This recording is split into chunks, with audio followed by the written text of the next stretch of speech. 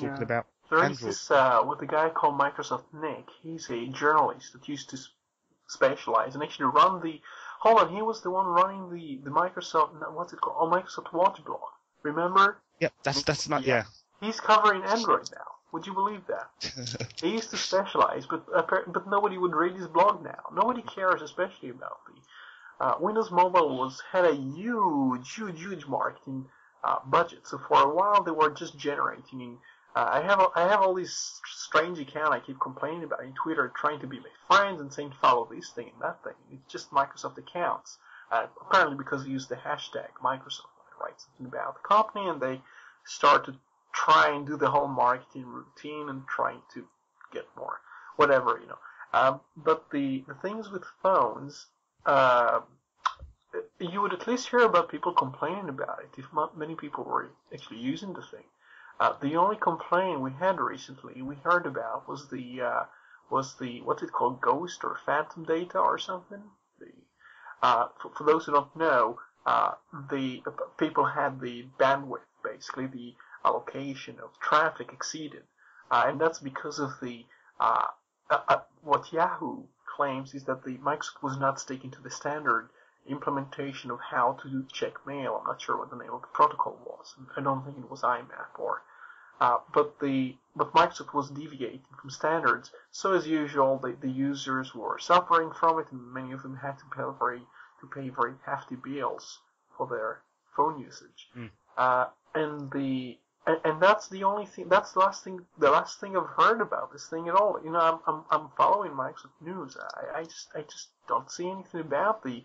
Now we have the Nokia thing, but nobody talks about Windows too much. Now everybody's just talking about the company's relationships. They don't talk about Windows. They just talk about what's going to change in terms of the relationships between the companies, because nobody really knows anything about the platform. It's a bit like asking people about Hotmail when just about all the journalists use Gmail or something else. They just don't care. Even if Hotmail is down for a few days, they just probably won't say anything about it because they don't actually sense the absence of this thing. That's a claim that I hear once in a while about the.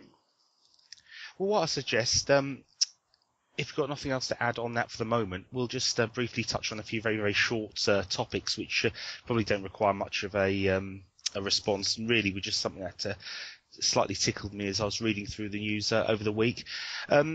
We covered before in the last episode about the rootkey for the Sony PlayStation 3 and how Sony were now looking to take the hacker who cracked the rootkey to court. Yeah. Well, there's been a recent post in regards to the rootkey, and it transpires that allegedly Sony have been retweeting the rootkey themselves. Which is really actually it sounds like a joke. At first, I thought it was just more of a just for lols kind of. Yeah. It turns out it's going to be really harmful to the company because they tried to make the case that you can prevent people from spreading the information about, pirating, supposedly, pirating the thing. And this actually shows that with a person whose number of followers at the time was like 70,000, and who knows what the number is now, he basically spreads it to lots and lots of people's computers. He puts it all over the web by just retweeting the thing.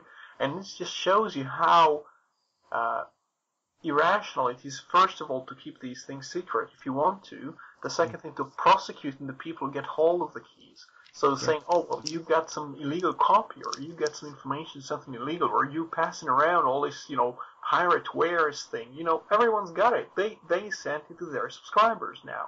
And that's going to make, that's certainly going to, what I read is this is certainly going to be mentioned in the court filings in some sort, as an example of them actually not being able to use secrecy as means of security. Right, I mean, rightfully so. If this matter goes to court with the alleged hacker, original person, Hacker Zero, for want of a better word, if this goes to court and Sony tries to attempt to imply any sort of financial loss to themselves in regards to this rootkey, that case is certainly going to be damaged by the fact that they themselves are alleged to have retweeted the rootkey out to hundreds of thousands of people themselves. So which would make damages very, very difficult to prove and rather futile, I would suggest. So maybe that's in respect of the case that's coming up, if it does pass to court, it would be very telling to see what what results out of that. Sticking on the subject of copyright and copies and piracy in inverted commas, just another very quickie here. Oh, there is piracy though. Did you hear about? No, seriously, there is a lot of piracy now, and it turns out to be connected to the government too. Yes. I was just. True, yeah. Usually the government claims to be fighting against piracy, but now we find out the government is behind the pirates in Somalia as well. Yeah. Well, I was actually going to talk about a different form of government piracy. Now. This is a torrent freak article which just tickled me very slightly. Now, obviously it's an allegation, needs to be made clear, but this is something that they reported over the last few days. The president of Turkey is reported to have put a tweet which torrent freak have screen grabbed the tweet itself, which reeks of my tactics when I'm trying to record what some MVP has said, and these things tend to have a habit of disappearing very quickly after the challenge on a certain tweet they make, so it's always wise, and that's a tip for everybody listening, to take a screen grab of the offending tweet. But apparently what's happened is the president of Turkey has sent a tweet about the King's speech, saying that he's watched it at home and with his wife, I believe it was, or words to that effect. Now, there's a couple of problems with that. Firstly, the King's speech is a relatively new movie, but secondly, it hasn't even received a premiere in Turkey yet. So the question, rightfully so, is asked: how on earth did he watch it in his home? There's been a couple of people putting their tongue firmly in their cheek and asking him a few cheeky little questions, like does he prefer BitTorrent or Usenet? But there's yet to be an official response on that. So. That was the first bit of copyright hypocrisy. I don't know if you want to make a comment before I come on to my second bit. Do you know about Bill Gates and a very yes. He was watching films on YouTube, he said, and obviously unless he bought the film in the same day or rented the film in the same day and also went to YouTube to watch the very same film in like a cracked resolution. It's really hard to believe he wasn't breaking some kind of law. It's Bill Gates. I mean, bearing in mind, Bill Gates is a person who wants people to, who famously said many years ago that if they're going to pirate software, copy software, let them copy ours, let them get hooked, words to that effect. Remember how the company started, he actually took some code from the trash. And people think it's a joke. No, it's a true thing. They pick up, he said that.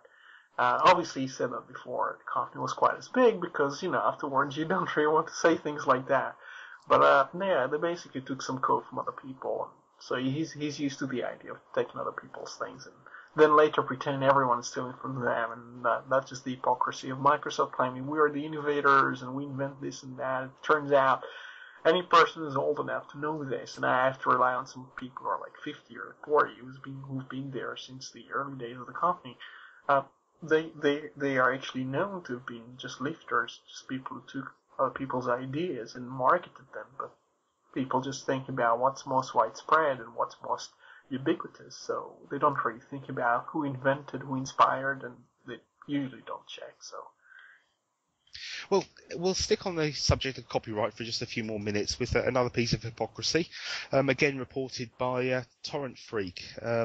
Now, just before we came on air, I spoke with Roy that I was going to mention this, and I had to be corrected as to how to pronounce this name because I know nothing about this chap. This is some teenage idol, if for want of a better word. I could certainly think of better descriptions to give to them, but some teenage idol called Justin Bieber. I was pronouncing it Bieber, and it's apparently Bieber. He's had a premiere of one of his movies. Now, UK residents will probably cast their mind back a few months to remember there was a young lad, and I believe it was around the London area, who was in the papers. He was caught filming in a cinema. He was filming the latest movies on his iPhone, I believe it was, and then uploading them to the net. Now, you may be thinking that this chap was doing it for financial gain. He was raking in profit. Well, he was arrested, caught and arrested, and he was sentenced to 6 months, I believe, was his sentence for this crime of filming 3 films in a cinema. Like I say, you may be forgiven for thinking that he was selling these movies and he was living a millionaire's lifestyle. Completely wrong. This chap was doing it basically for fame. Wanted to make a hacker name for himself, for want of a better word. But he got 6 months apparently. And that was his sentence for recording 3 movies and putting them online. I digress. Going back to this Torrent Freak article, it was the Justin Bieber premiere of his latest movie, and apparently there's been quite a few children with their parents that have pulled out their iPhones, all similar, and started to record this premiere. The hypocritical thing that didn't happen here, though, was that nobody